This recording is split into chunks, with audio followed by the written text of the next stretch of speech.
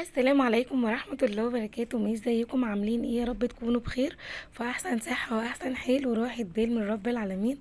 اللهم صل وسلم وزد وبارك على سيدنا محمد صلى الله عليه وسلم. فيديو النهاردة بإذن الله يعجبكم جدا. فيديو النهاردة هيكون كده طبق حلو. هنعمل مهلبية قمر الدين. زي ما انتم شايفين كده انا بستعمل لفة قمر الدين من الحاج عرفة. النوع ده كويس جدا. طبعا كل ما تجيبي نوعية كويسة لقمر الدين كل ما يديكي طعم حلو. وتبقى المهلبية حلوة معاكي. تمام. انا هاخد اللفة كلها. وهبدأ كده ان انا ايه اقطعها قطع صغيرة، عشان انا عايزة احطها ابوشها يعني من بالليل للصبح. تمام. او ممكن من الصبح، يعني اول لما تصحي من النوم وتيجي تعمليها كده على السحور، او قبل او بعد الفطور. تمام. يعني ممكن تبلي لفة قمر الدين من الصبح وتعمليها كده ايه قبل الفطور. انا عملت كده، يعني انا بليتها من الصبح وقبل الفطور كنت اشتغلت فيها، وبعد الفطور كنا حلينا بيها. تمام. بتبيت المهلبية. زي ما انتم شايفين طبعا انا بقطعها قطع صغيرة بالمقص. ممكن تقطعيها كده على بلانشة كده بالسكينة. ممكن تقطعيها بايدك يعني زي ما تحبي.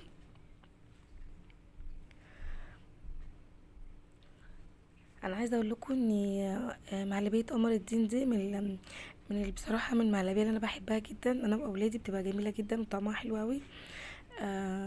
فلازم بتكون يعني رمضان كده ما يعديش الا لما نعمل مهلبيه قمر الدين. بتبقى حلوه جدا بصراحه.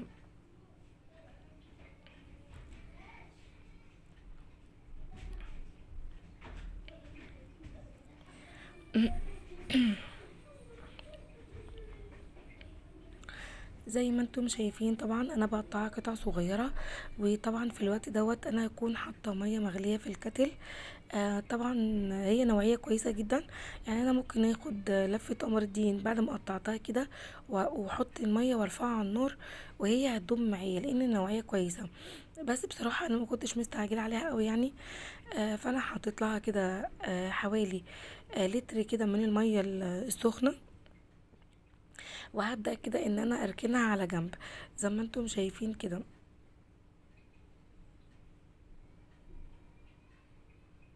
انا بصراحة يعني مش معايرة المية، بس انا بقولك يعني بالتقريب هي حوالي لتر من المية، او ممكن يكون ازيد بكوباية شوية. خلاص كده انا ركنتها على جنب وغطيتها زي ما انتم شايفين كده.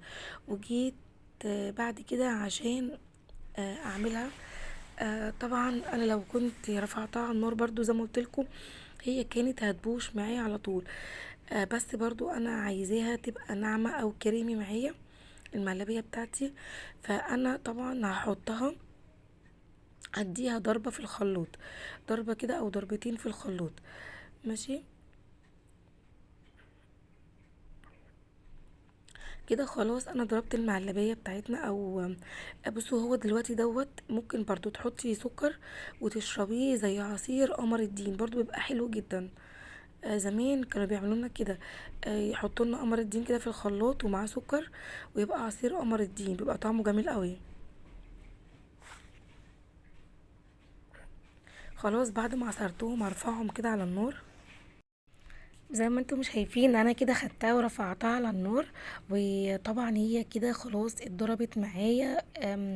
وبقت ناعمة جدا. طبعا بقى انا هنا هحليها بالسكر. السكر حسب الرغبة، بس انا هحط حوالي 6 معالق من المعالق الكبيرة سكر. ماشي تمام.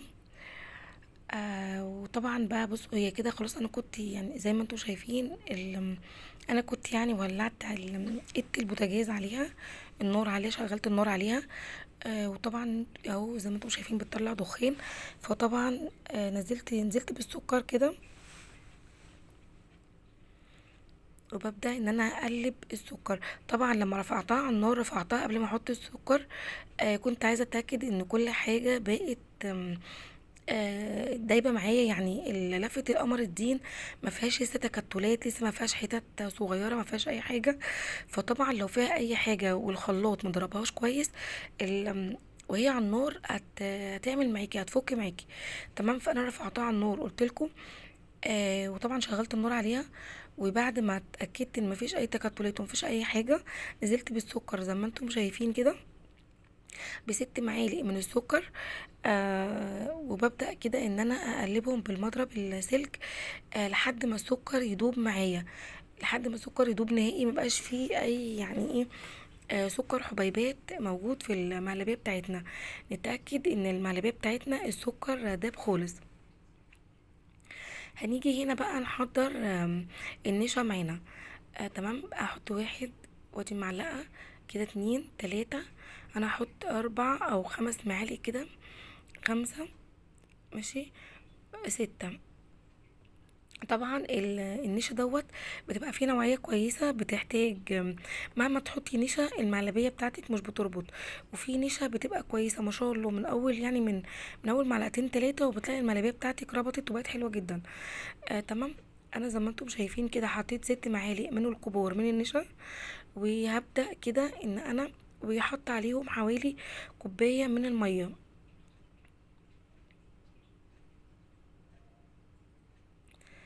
وهبدأ ان انا افك النشا بتاعتي بالمية، مش عايزة اي تكتلات عشان ما تخليش المعلبية بتاعتنا فيها تكتلات.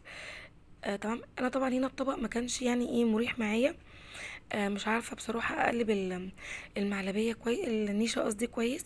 فجبت كده اللي هو شفشق العصارة دوت، وهجيب مضرب سلك، وهبدأ ان انا افك النشا بالمية لحد ما ينعم معايا، مبقاش فيه اي تكتلات خالص.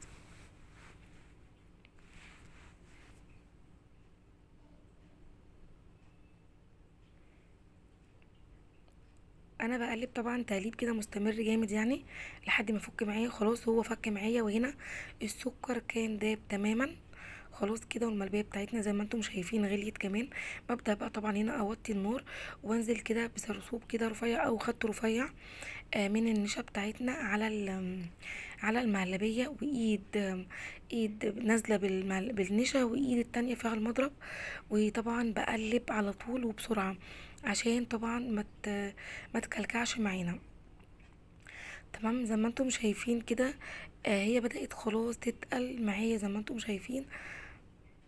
بصوا بنزل حبة بحبة، وببدأ اقلب، مش بحط الحبة التانيين من النشا، مش بنزل بالحبة التانيين الا لما اتأكد ان الحبة اللي انا نزلت بيهم على الملابيه بتاعتي خلاص ملهمش اي اثر في في الحلة. تمام، يعني بقلب كده، يعني ايد بتنزل بالنشا وايد بتقلب جامد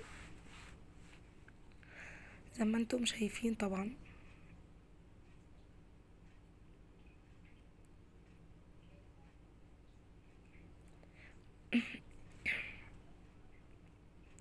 ما تنسينيش بقى في اللايك والاشتراك لو لسه اول مره تشوفي قناتي وعجبتك، تعالي كده حلو كومنت حلو منك، وتقولي لي بتتابعيني منين، وعايزه الفيديو الجاي باذن الله يكون عن ايه، وايه رايك في القناه بتاعتي.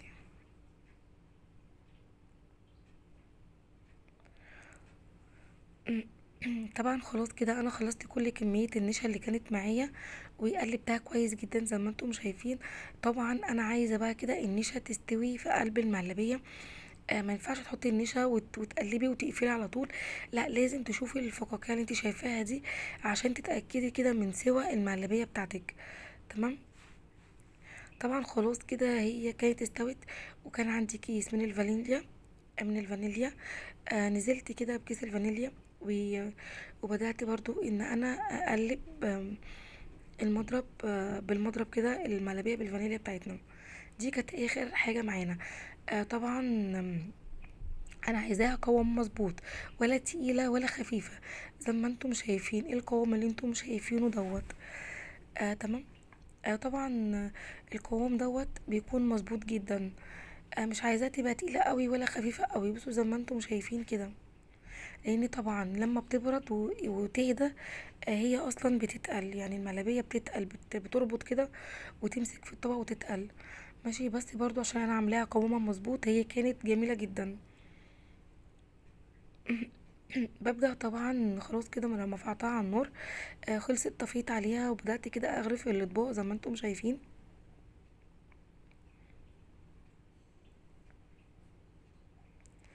طبعا انا هزينها بجوز هند. انتي بقى عندك مكسرات. شوفوا بتحبي ايه يعني، زينيه زي ما تحبي. التزيين دوت حسب يعني راحتك والمتاح عندك. انا كان متاح عندي جوز هند وكان عندي سوداني. بس بصراحه ما رضيتش احط سوداني، قلت يعني استكفى بجوز الهند وخلاص. هي كانت جميله جدا، بسم الله ما شاء الله، سكرها كان مظبوط قوي. كانت حلوه جدا. اتبقى بصراحه كده معايا حبه يعني حلوين ما شاء الله.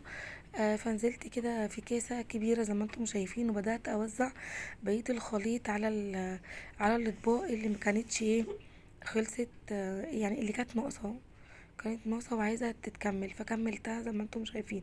بصوا بقى معلبية قمر الدين وجمالها جميلة جدا وحلوة قوي.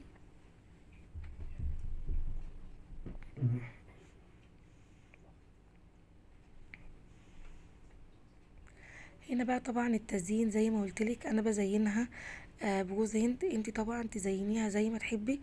المتاح عندك واللي ولادك بياكلوه طبعا زينيها بيه.